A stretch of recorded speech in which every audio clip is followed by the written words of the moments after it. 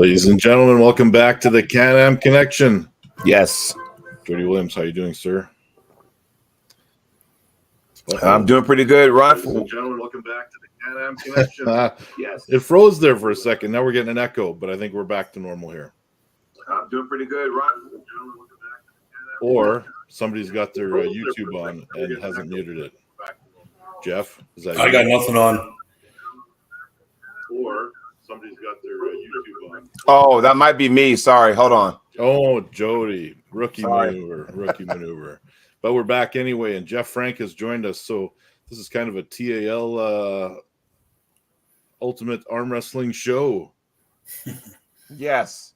And before Total Arm Wrestling Show, Total Arm Wrestling Show. Back again as a reunion on jumping onto the Can-Am Connection, and we're all over the place this morning. But we got Dan Woodley in the chat, and we had 7 viewers 30 seconds ago, and now we're back down to 3. So what the hell happened? They'll be up there. But I will say this, though. Before we start, as always, everybody out there, make sure you like and subscribe.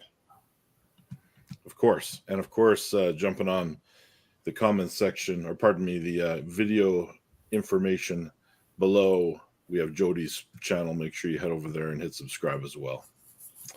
Oh, that would have been a hell of a reunion. Dan Woodley's asking, where's Gobby? Geez, I should shoot him a message. We should do a 4-way round table here next week. Keep Gobby out of it. We could get him back on. It's not like we'll see. Maybe. Nothing's off the table. Where do you guys want to start? Because, Jeff, you were at an event last weekend, and we watched it. And the headliner of that event, which people are still talking about, and for all the wrong reasons, is Chance Shaw versus Brendan Lemon Mulvihill, BLM. Yeah, I attended that tournament. Great tournament. Bunch of good super matches. Very interested to see where that Emil Ekstrom goes from here, because that guy looks super, super impressive. I mean, a guy that, to me, he's just absolutely chiseled out of granite. Went through Evan pretty easily. I hope he stays around in North America and comes up to some of the United States tournaments and shows what he's capable of, because that guy's a bad, bad dude.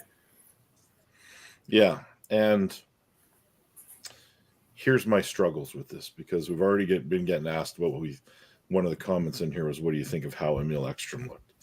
I think he looked awesome. Yeah. But sometimes that can be relative to the opponent you're up against. Yeah, he's got all the right tools.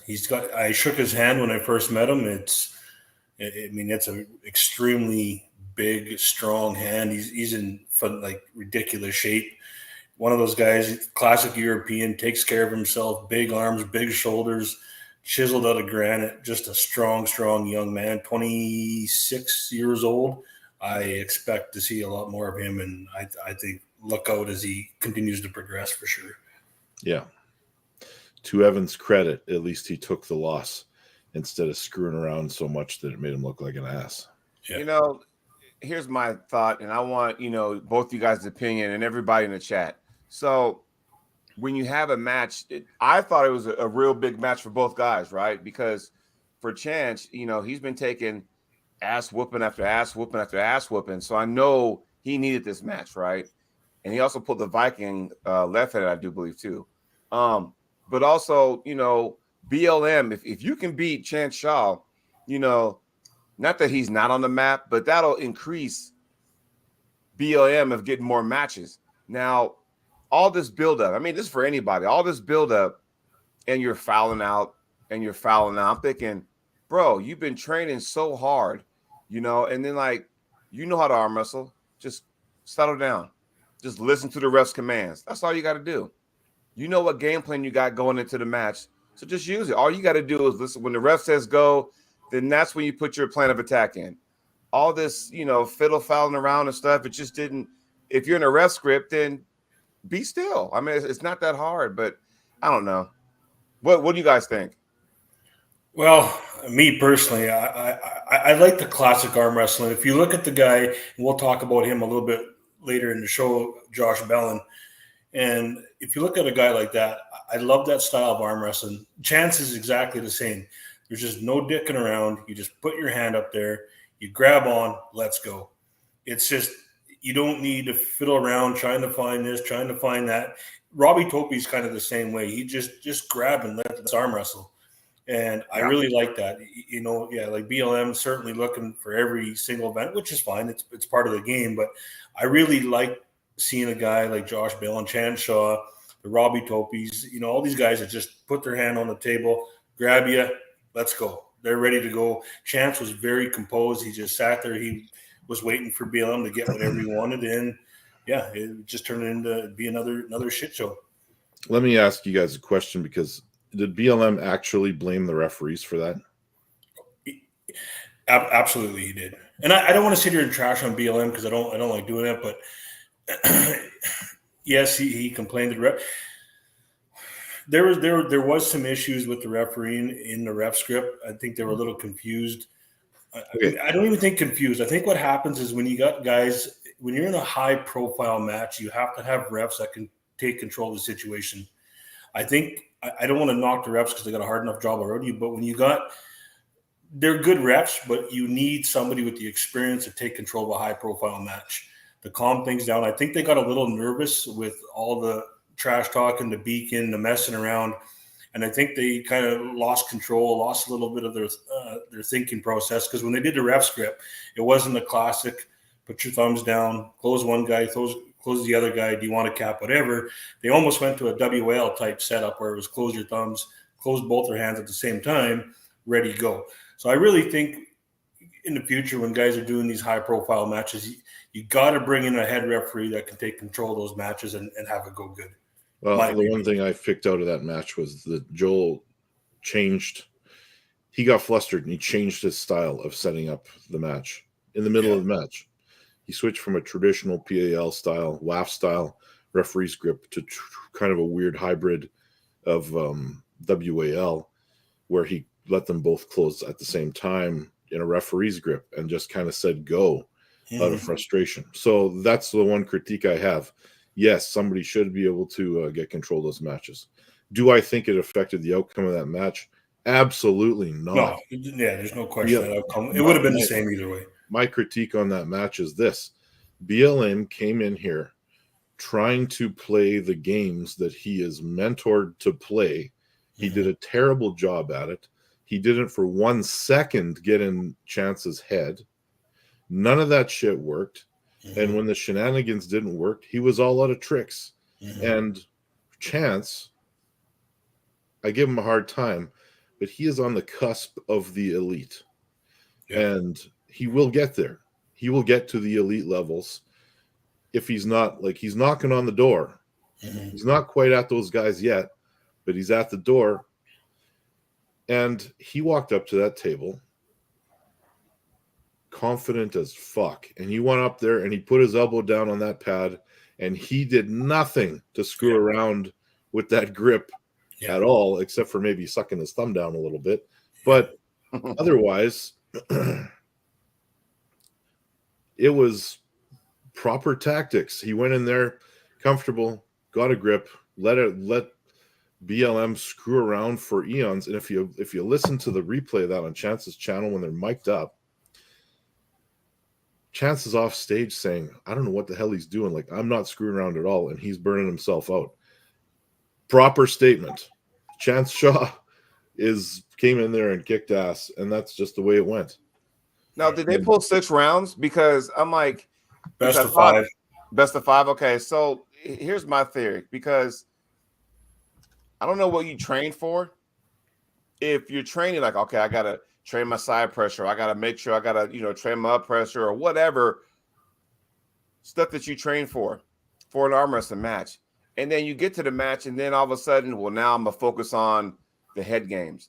Like, not everybody can do that kind of stuff. Yes, if Evan Burgoyne can pull it off, fine. If Devin can do it, fine.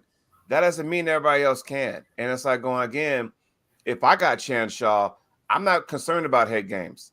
I got to put my plan into action. If it doesn't work, then damn it doesn't work, but I gave him my all. I'd rather sit there and, this coming weekend, like I said before we started the show, my biggest match of my entire life, I'm pulling Robbie Topi. There's no way I'm going to go play some stupid head game. I'd rather get my ass kicked 3-0, but no, I gave it all, than to sit there and lose 3-4-0 because I'm up here messing around and getting foul after foul and all that kind of stuff. Because then it was a waste of time. It was a waste of viewership. It was like you did all that for nothing. Like, hell, you could have stayed home. Yeah. You know? I mean, BLM shows up. It was cringy. Yeah, I look at it like this. I'm not going to critique the guy on his self-confidence. It's good. Believe in yourself. That's all. No, it's not good, Jeff. It's not good. You're allowed to believe in yourself. There's nothing wrong with walking into a match and being confident. I'm not saying I don't like the way he went about it. But listen, let's just be real. I'm not going to critique a guy for being confident. I mean, believe in yourself. You don't want to go in there and say I'm going to lose and I'm not as good as I think I am. You need to believe in yourself. You need to find the hype. He went about it and cringy or whatever it was. I'm not gonna justify that. I'm just saying there's nothing wrong with believing in yourself and having a high confidence in yourself. But let's just be real here. BLM is just not at the level that he thinks he is. And I don't mean that with any disrespect. He's just not. He came to my TAL1. He lost to Len Houghton. He lost to Len Houghton again. He lost to Josh Bellin. He lost to Dallas Langston. He's lost to Chance Shaw. Like he's not. I don't believe that he says he's top 3, top 2 in Canada. It's just not a fact. He's maybe top 10. I don't even think he's top 10. And Jeff, he may not be. The confidence there's a level to the confidence. But if you are so delusional that you think there is a reason every time you lose that is outside of your control, then how do you get better? How do you go home back to the drawing board and say, I've got to work on this, this, and this? If you go home and you say the referees fucked me and that's why I lost, where is the point where you say I got to work on this and get better? Yeah, no, absolutely. And I don't know what's up with those guys. It just seems, I don't know, east of Manitoba, I don't know if it's a byproduct of training with a high level guy like Devin Merritt it's weird because you're absolutely right. There was nothing ever said that, hey, I lost and where do I got to get better? I mean, it was the same thing as TIL1. It was all put on the refs. I lost because of the refs. I lost because of the refs. And here we are again. I lost because of the refs. And he got a rematch because of the look in the mirror. TIL1. Pardon me? He got a rematch because of the refs at TIL1. Yeah. That's okay. You know what? I like what Clerks93 said. Hey, Jeff, set this shit up. Me versus BLM. And I tell you what, that my shit ain't going to work on me. I know that psychology. That's not going to work on me. I tell you that right now. So if there ever was a TAL, where are we at? 4 or 5 now? Whatever. 3. We're only at 3 still. 3.5, whatever. It don't matter. I will pull B. He can come in at 255. I really don't care. Hey. All right. The fact is the fact, though. Doesn't matter what the referees were there. Chance wasn't losing that match. Yeah, that is not even without question. Not on that day. He was outclassed. Chance is a bigger, badder dude. I know. I was actually surprised with Chance. He doesn't really have an overly big hand. No, he's got a stubby little thumb. It's hard to extreme. And that was really apparent when they were trying to apply the referee's grip. But Chance was also sucking that thumb down as far as he could get it. And he knows the tricks. He knows the tricks, but they're all part of the game. And Sap the B makes a comment here that might be legit. He says the reason Devin, I'll put it on the screen. The reason Devin gets away with it is because the ref won't foul him out in a high-profile match. They don't care. Here they don't care, he says. Fair statement. I'll tell you what, as much as I like to joke about, me against BLM, and I would love to do that, by the way, but all seriousness, I'm glad he got a chance to do that because now BLM is like Chance, because Chance was taking high profile matches, which I don't think he was quite ready for. When he was pulling the Todd Hutchins of the world, he would go to East versus West, and he just wasn't quite there. He pulled John Brzezinski. I don't think he was quite there yet. And now it's like, okay, I need a couple wins under my belt to get my momentum back, because he was losing steam when he's watching people like Corey West catapult his way up. and he was losing steam. And I think, like you said, Jeff, the last few, I guess you could say, high profile matches that Brendan had, he took losses. And I'm glad he put it out there to say, okay, I'm going to challenge myself. But then when your results are loss, yeah, like Espey said, at what point do you go back to the drawing board and go, okay, there's something wrong in my game. I got to figure it out. It ain't the refs, because, hell, you and I could have refed this match. I think the outcome would have still been the same, But at the same time, it makes you wonder, what are you in this for? Do you really want to be known as a top 10 person in Canada or whatever the case may be? Then you got to get back to the drawing board, look at those matches over and over and find out I'm missing something. Let's put it into perspective here with BLM. I mean, he finished 4th in the tournament. See? Without Champ Shaw in there. So to say you're top 3 in Canada, which he was putting himself ahead of me. Did he? He did. With the right arm, he was putting himself ahead of me. And he was also at one point putting himself ahead of Matt. There's a whole world out here of killers that he has never faced. Yeah. Like when BLM can come out here and beat Len Houghton, when he can beat Josh Bellin. Hell, when he can come out here and beat the Kodiak. Yeah. Like, come on. There's a whole shitload of super heavyweight guys in the West that he has never faced. Yeah. And he has never ventured into the super heavyweight class at the Nationals. Yeah. The Nationals here in a few weeks. I hope he does. Yeah.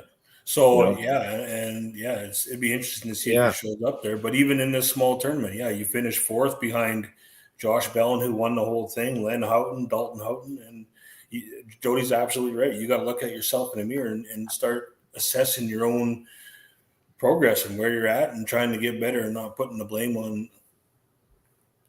places where it doesn't need to be. Can I ask an honest question here? What provoked him to be 255 now? Probably this match, I would think.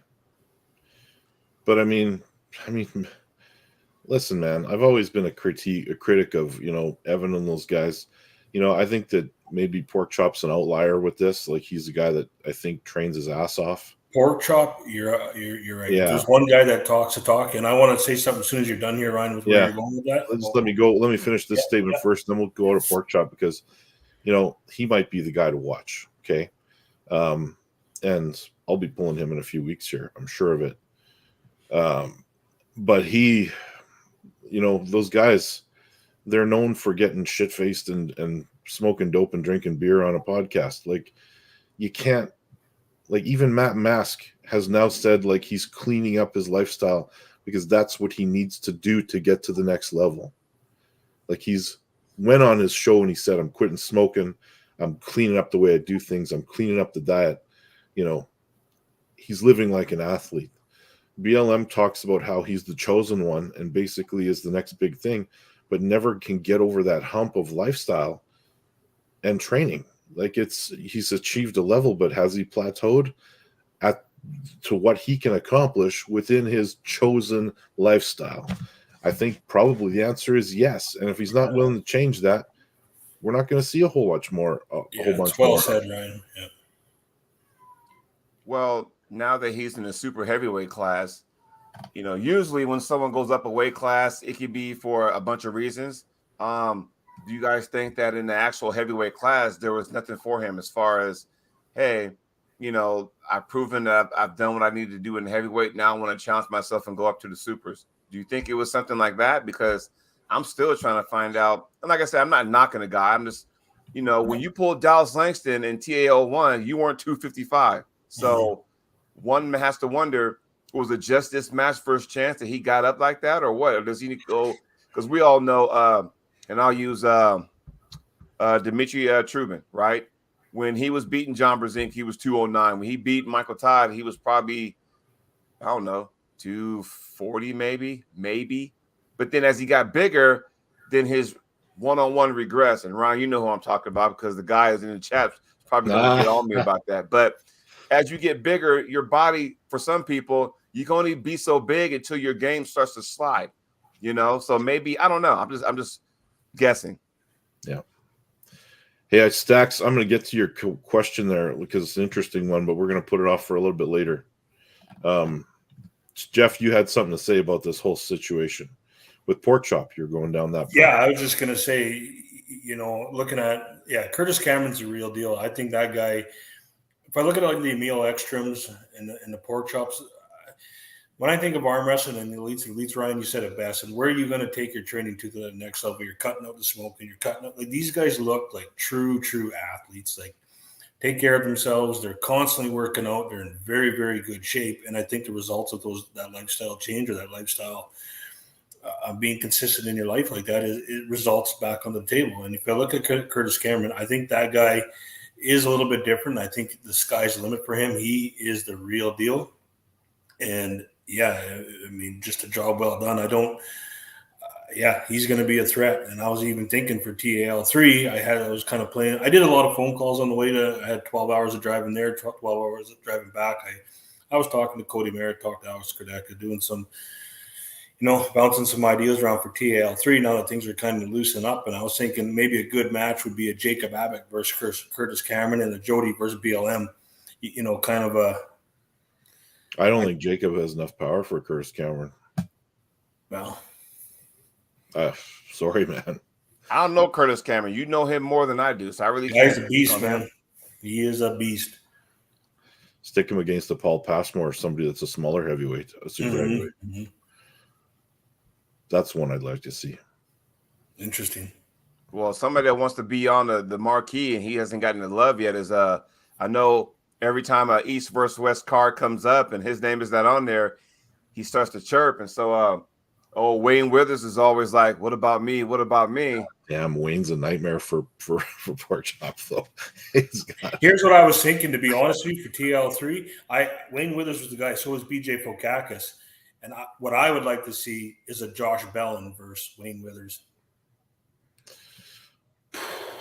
Man, that's a level change right there. It is, but I honestly believe I'm going to go out and say that Josh Bellin's got the biggest hand in North American arm wrestling. It's massive, but it's also not even normal. It's also easy to grip, having pulled him both arms.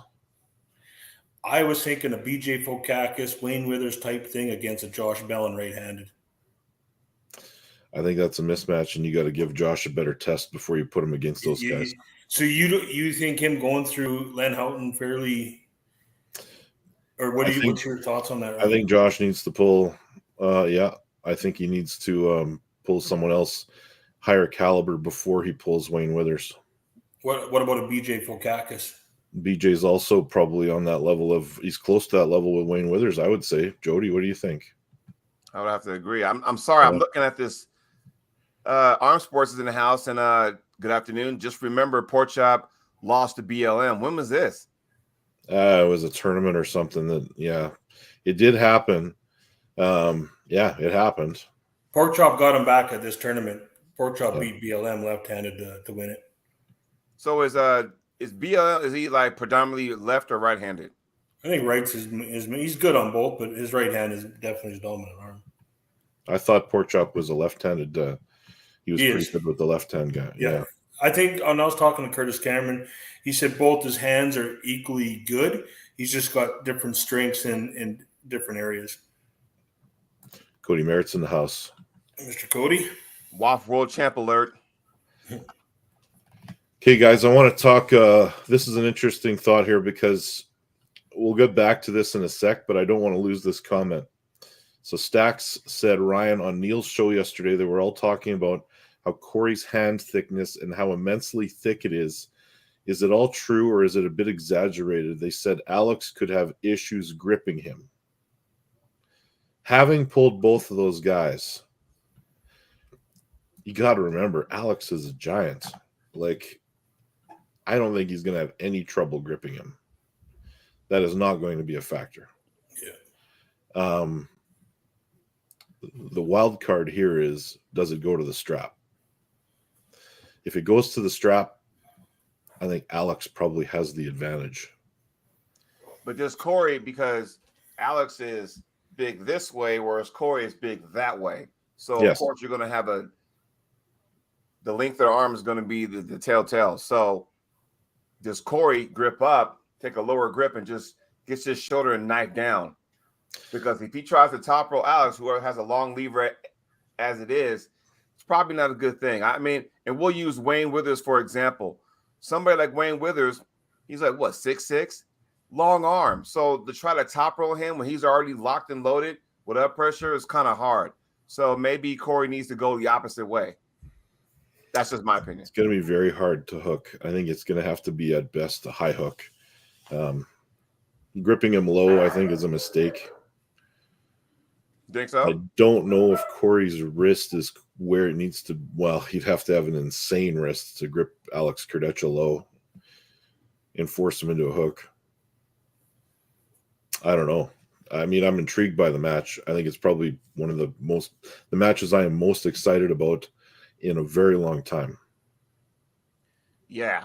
I mean, there's some matches coming up. I'm like, wow. Like when I saw Cody Merritt, good morning, Cody. And I finally get a chance to see him on the stage where he deserves. We finally get to see Jerry Caderet after he took a 2.5 year, almost 3 year hiatus. We get to see him. And for some God reason, I am more intrigued with Ryan Bowen versus Coach Ray. I don't know why, but maybe it's because now we get to see Ryan. Hey, you've been saying this stuff over and over again. You were talking all this stuff with RBJ. That didn't happen.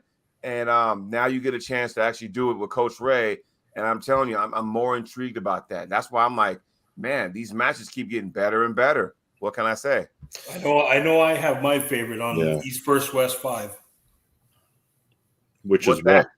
Yeah. Well, there's two matches that I think for me personally, the two matches that I'm most interested in is East First West 4 is the Cody Merritt Morozov match.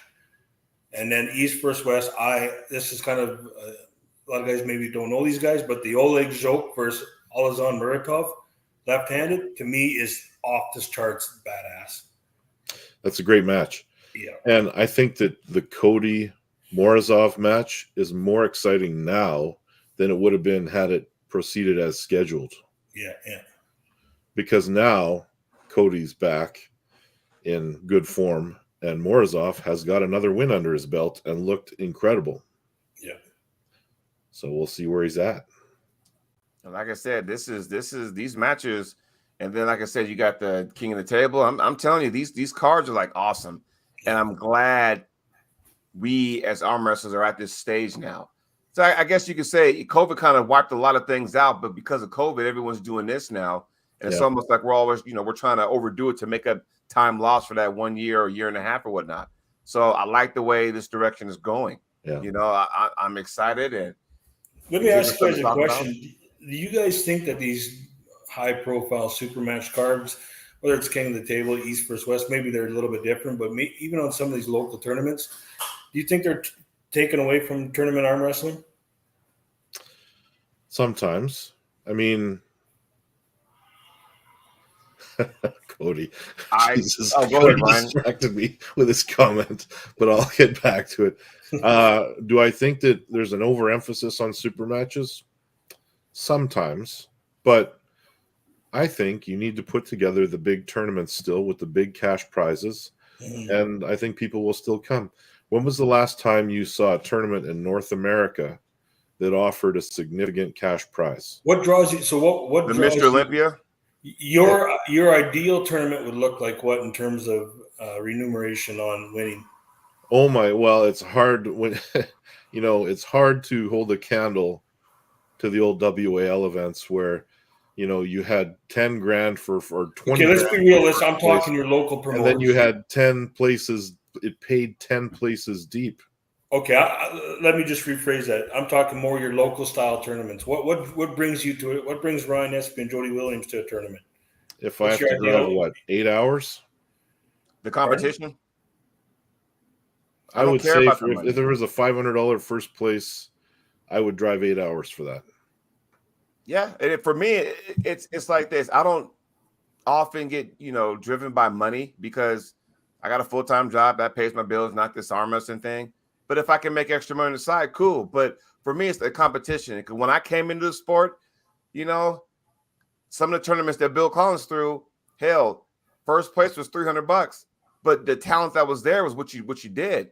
So to answer your question, do I think these big time, super matches are ruining tournaments? I'm going to say no, because, and here's why. For all the guys in their chat, and this is why I fight for the people who are not elite. These are the reasons why I fight for the people who are not a household name. Because you take all those big names now that are going over, to Europe and Turkey and Dubai or wherever.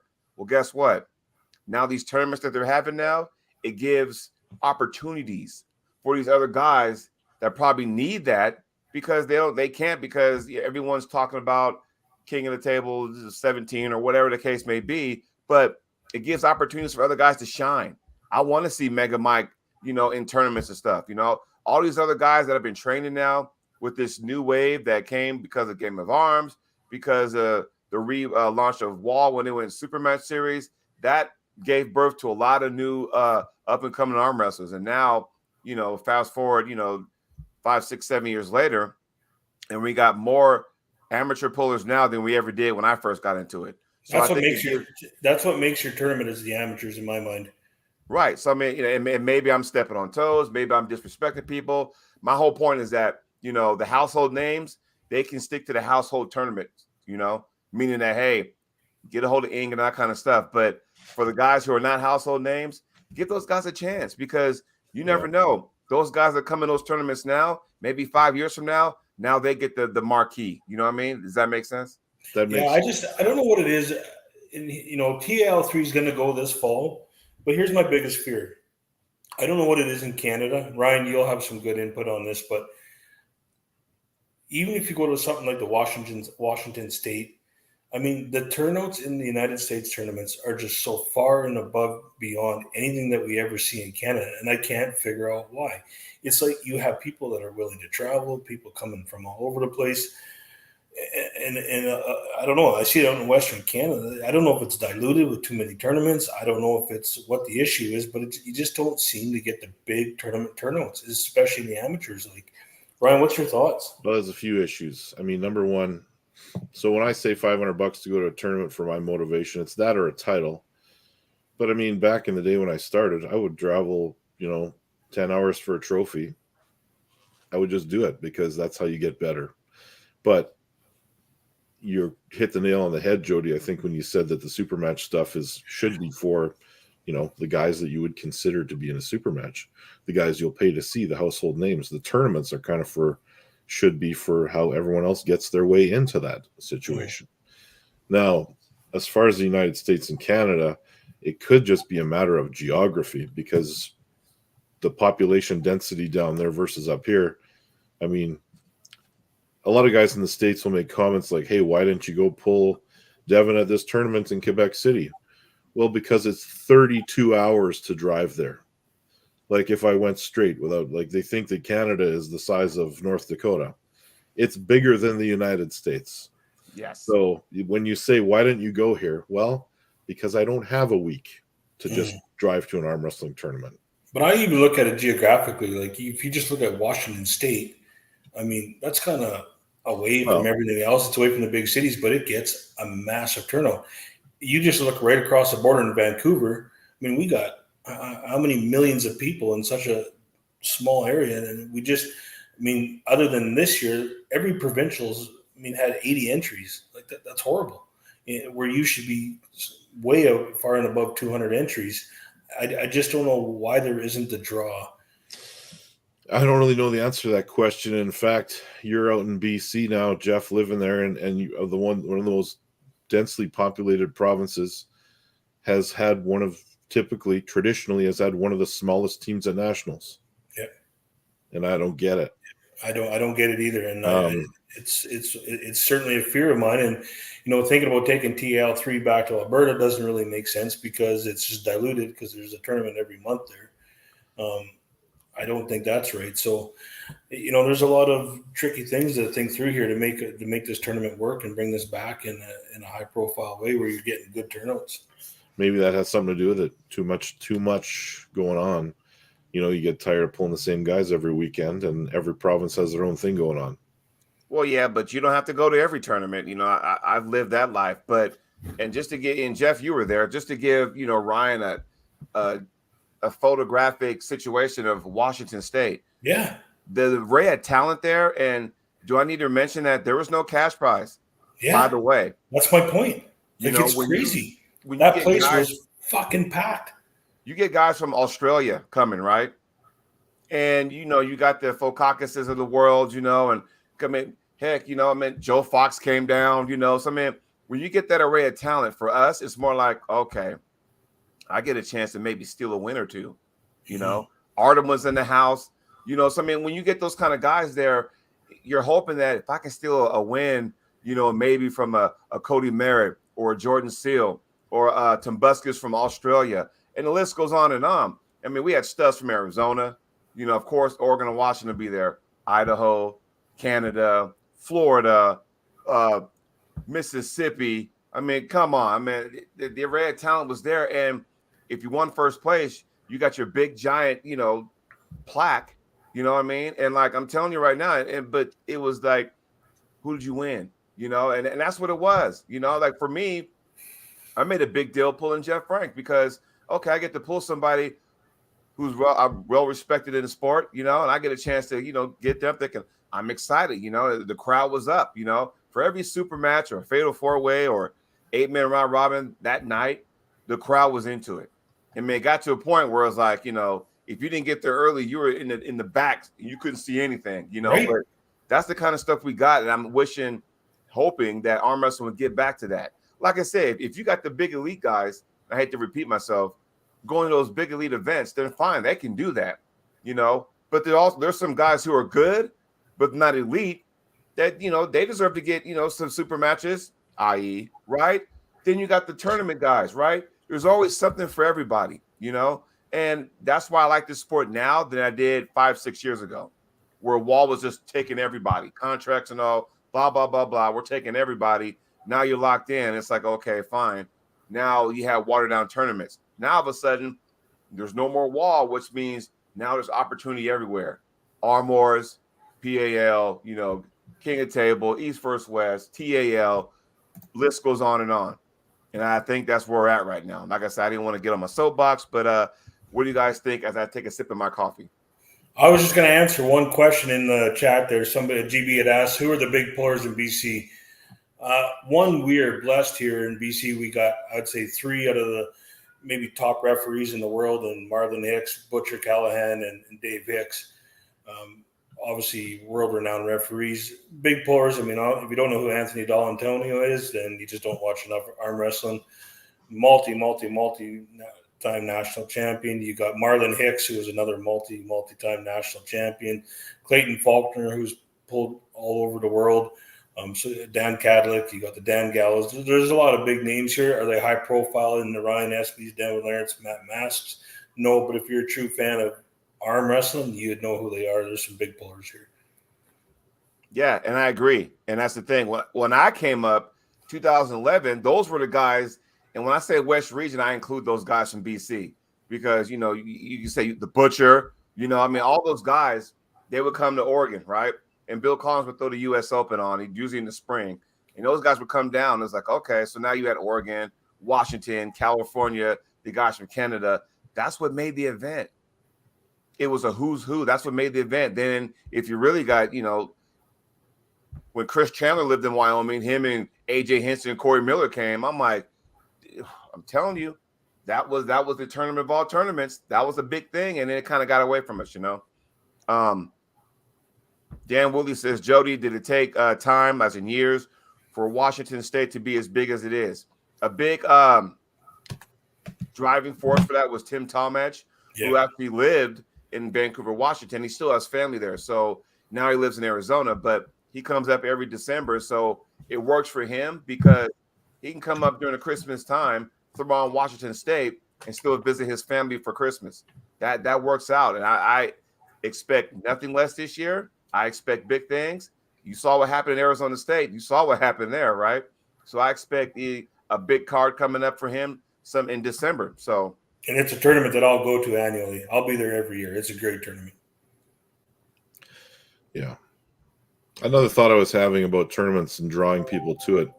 Maybe that's one of the reasons people make that trip down there to a tournament that's got no meaningful prize money or anything like that, is because they have an opportunity to pull, you know, some big names. You don't necessarily find that in Canada because you are going to show up at a tournament in Alberta.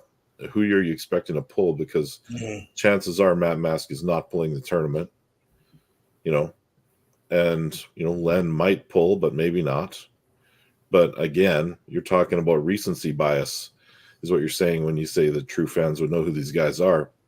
But unless you've been studying the history of the sport, you're not really going to know who they are, because some of them haven't been active for a few years. Right. Now, that name might not mean anything to you, but if you have an opportunity to go to a tournament in Ontario and there's a good chance that BLM and Evan and all those guys are going to pull, you might make that trip. You make your mark on the sport. Down in the States, I'm pretty sure there's going to be tough competition if I'm going to show up at a tournament in Washington State. Oh, yeah. Because it was name recognition, right? All you got to do is bring a couple big names. I mean, hell, let's talk about the Hawthorne event, right? Even though we didn't have as many entries as we did the last few years, because LA Expo was the same day and they were both promoted under the UAL NEP brand. But Hawthorne, Nevada, there wasn't a big, huge cash amount, but guess who was there? Cody Merritt, Topi, Tony Thompson, Ron Bath, the list goes on, right? AJ Henson, Jamie Sheldon, Nick Postal, Ole Missouri. I can keep going. Bob Brown. I can keep going on. But, it wasn't about the money. It's about, we all love pulling for a cause anyway. I know I do. I know how that works out. But also, it's still to go out there and compete. Cody Merritt knows if he goes to Hawthorne, he's not going to win $1,000 at that tournament. Yeah. He had some dragged out matches. Look at Ron Bath, right? A guy from Oregon named Joe Meek, who lives about 3 hours south of me, actually got a win on Ron Bath left-handed. Now, yeah, it might have been left-handed, but you know what, though? Guys like him, that's the perfect example where, okay, all it takes is one guy to have a good match. He's going to do what he needs to do. Boom. He beats Ron Bath, and he made Ron work. And, he got the victory over Ron, so he can stick a feather in his hat. Yeah. Now he's going to be at my tournament this coming Saturday, pulling one of my teammates. But like I said, all you need is that one win. You know what I mean? So, again, that goes back to my argument I was trying to explain to everyone earlier. Yeah. Hey, guys, I got to take off here. Jeff, before you go. Yep. Jody's tournament is when? This Saturday. Pick your winner, Jeff. I am not doing that.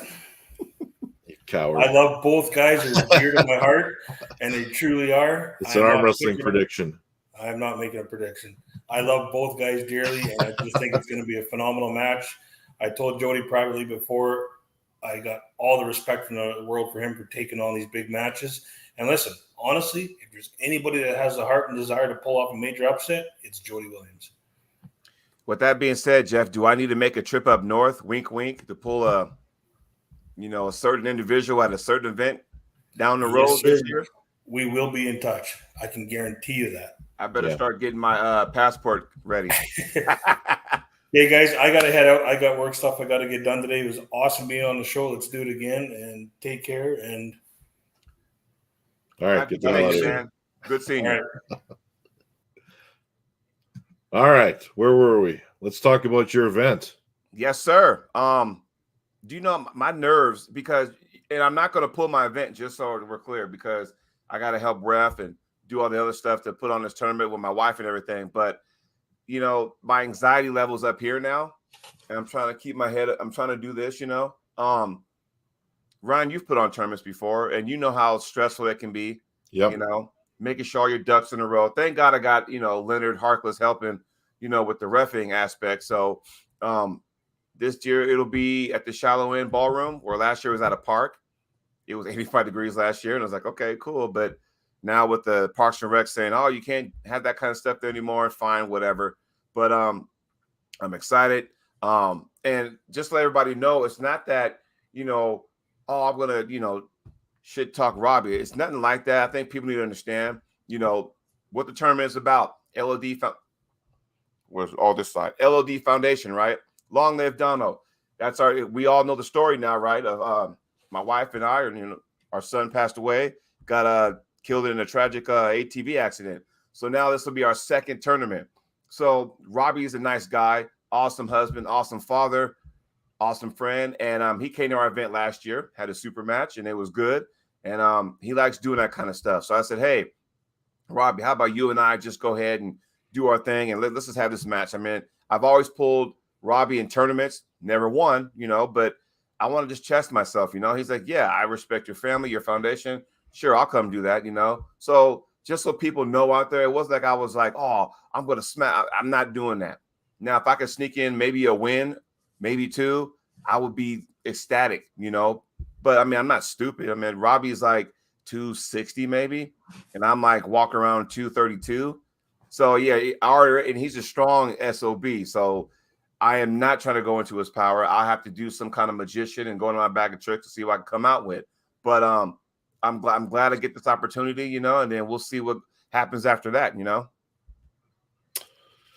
Yeah, I think it's gonna be a great event. How can we watch it? Let's see here. I'm trying to see.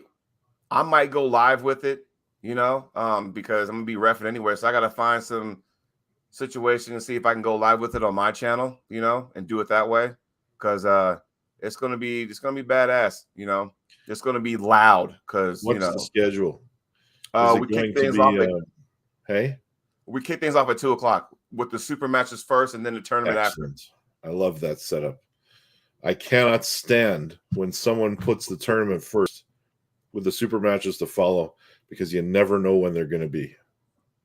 Right. I mean, at least that, hey, 2:00, I better have my butt ready so we can go ahead and get this thing rolling, So 2:00 your time would be what time Central?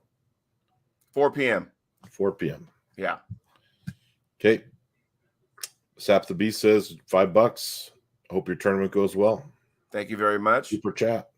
Woodley says Jody's going to BLM. Yeah, BLM. You know what? And like I said, I'm not blasting the guy. I want everybody to understand that. But I'm watching, going, why all the all this melee? Let's just say, like I said, if me and BLM are pulling, he can do whatever the hell he wants. I'm going to take this match seriously, right?